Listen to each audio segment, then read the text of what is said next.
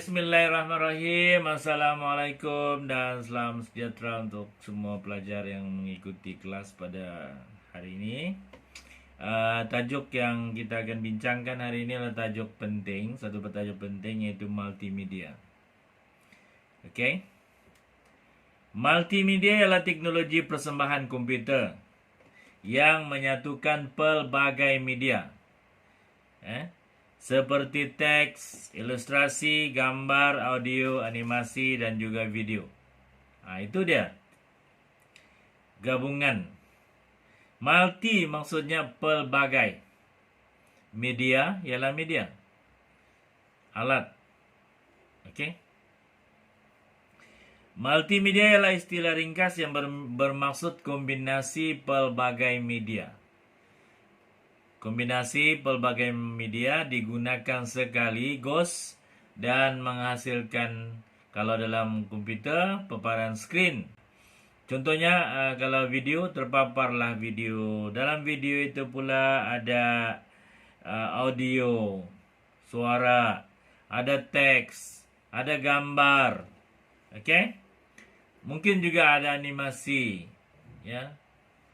Jadi itu ialah multimedia.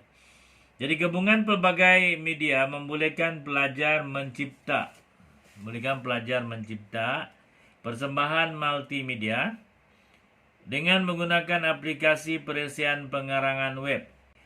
Okey, program komputer multimedia digital menggunakan rangkaian komputer untuk mengawal persembahan video, grafik, audio dan informasi teks daripada sumber seperti CD-ROM, daripada DVD ataupun online daripada internet.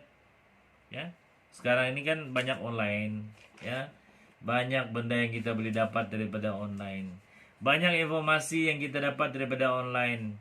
Cuma kita tinggal ketik saja dengan jari jemari kita. Itu dikatakan sekarang ini era digital kita hari ini ialah mencari maklumat di hujung jari. Ya. Senang kan? Hidup kita menjadi lebih mudah. Ya, hidup kita menjadi lebih mudah. Dan sekarang ini, imagine lah kalau sekiranya pandemik COVID-19 ini berlaku, ya, 20 tahun yang lalu. Macam mana kamu meneruskan pelajaran kamu? Ada cara lain? Tidak mungkin. 20 tahun yang lalu tidak semeriah teknologi hari ini. Ya. Hari ini dengan adanya multimedia, kita boleh menjalankan pengajaran dan pembelajaran dari rumah secara online. Saya berdepan dengan kamu sekarang ini secara online. Apa device ataupun peralatan-peralatan yang digunakan sekarang ini? Sekarang ini kita gunakan komputer, ya, laptop. Saya gunakan laptop. Saya juga gunakan saya punya handphone, telefon saya.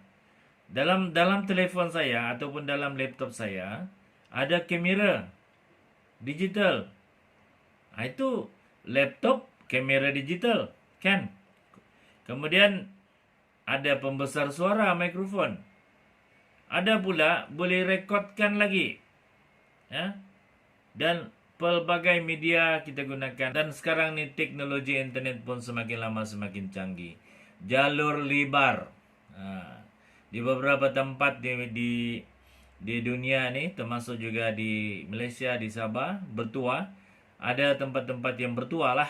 Sebab menggunakan fiber optik. Lebih laju lagi. Okay? Teknologi Wi-Fi yang ada sekarang ini. Itu adalah sangat canggih. Wireless. Tidak payah lagi pakai wire-wire macam dulu. Ya. Okey, di bawah itu, kalau dalam buku kamu muka surat 69, buku ini dicetak lama, sudah beberapa tahun yang lalu. So, di sini hanya ada contoh 6 sahaja. Iaitu kamera digital, pengimbas ataupun scanner, komputer, perakam video, pembesar suara dan juga printer ataupun pencetak.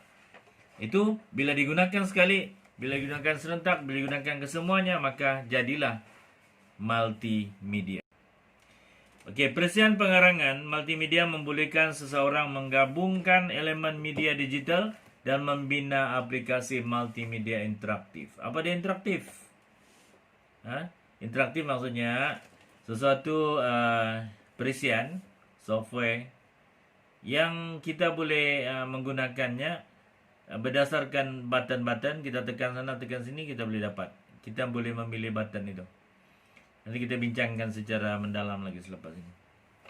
Okey, komponen multimedia terdiri daripada komputer. Macam saya katakan tadi, komputer tu termasuklah PC, personal computer, ataupun laptop.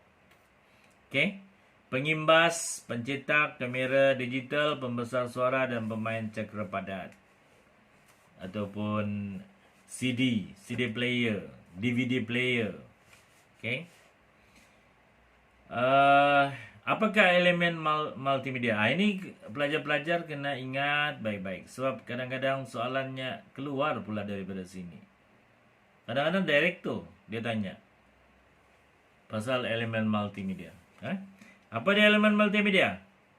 Yaitu, sebelum saya jelaskan satu persatu, baik saya senaraikan, seperti teks, ilustrasi, animasi, audio, video, penyimpan data ataupun CPU ataupun Central Processing Unit.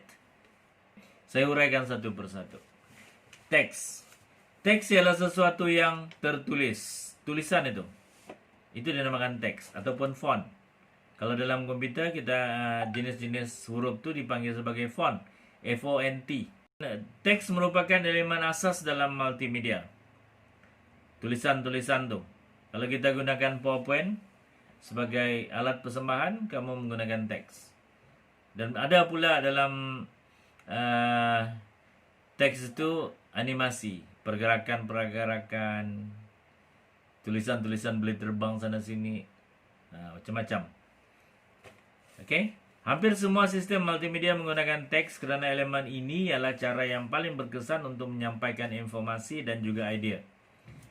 Kalau kamu tengok video-video saya yang saya sudah edit, yang sudah saya rakam daripada kuliah-kuliah yang lepas, kalau kamu tengok, saya menggabungkan audio, suara saya sendiri, kemudian teks dan juga gambar-gambar.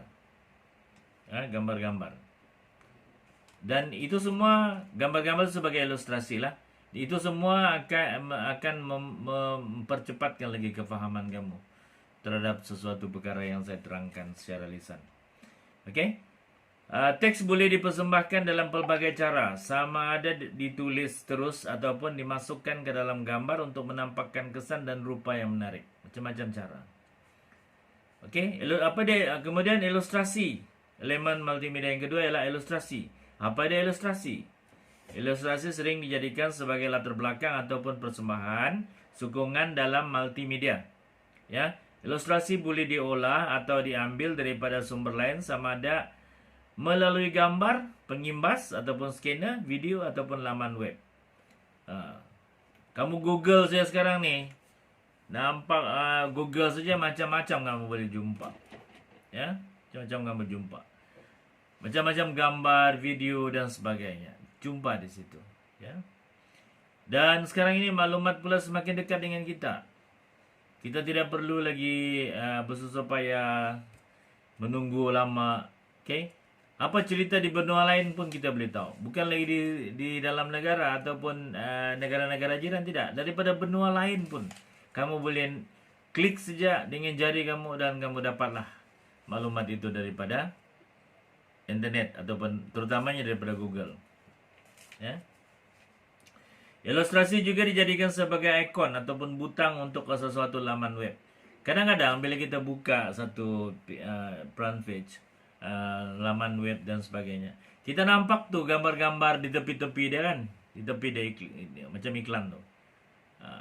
Kadang-kadang gambar-gambar tu menarik. Ada pula logo Lazada di sana, ada pula logo Shopee. Kamu pun terfikir, saya mau cari jam tangan lah. Ini boleh cari daripada Lazada. Kita tengok saja ikon Lazada, kita terus tekan dia. Dan apabila kita klik saja ikon itu, maka kamu akan dibawa ke laman Lazada sendiri. Di sanalah kamu berbelanja dan sebagainya. Oke?